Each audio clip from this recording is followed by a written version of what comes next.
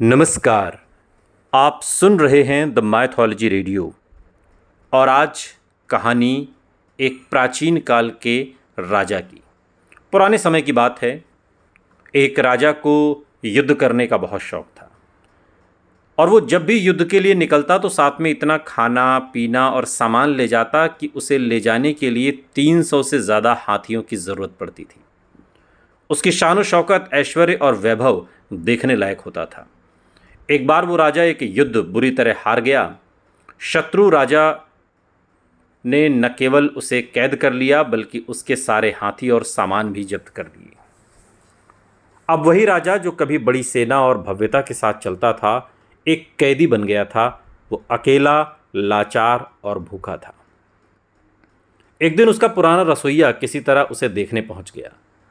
राजा ने अपने रसोइये से कहा कि मुझे बहुत भूख लगी है, क्या तुम मेरे लिए कुछ बना कर ला सकते हो? रसोइया किसी तरह थोड़ी सी सब्जी और रोटी का बंदोबस्त करके राजा के पास लौट आया। रसोइये ने राजा के एक छोटे से बर्तन में रोटी और सब्जी सामने रख दी, लेकिन जैसे ही राजा ने खाने के लिए हाथ बढ़ाया, एक कुत्ता न जाने कहाँ से वहाँ आ गया और उस कुत्ते ने बर्तन में मुंह डाल दिया। बर्तन का मुंह छोटा था, इस कारण कुत्ते का मुंह उस बर्तन में फंस गया। कुत्ता डर गया और वो बर्तन लेकर ही वहाँ से भाग गया।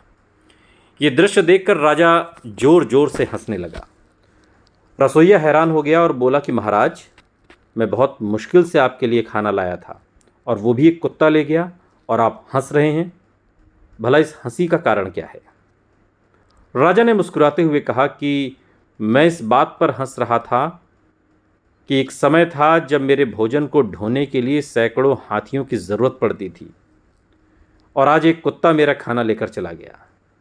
ये बात सच है कि समय कभी भी बदल सकता है। इस कहानी में जीवन का गहरा संदेश छिपा है। हालात कभी भी स्थायी नहीं होते।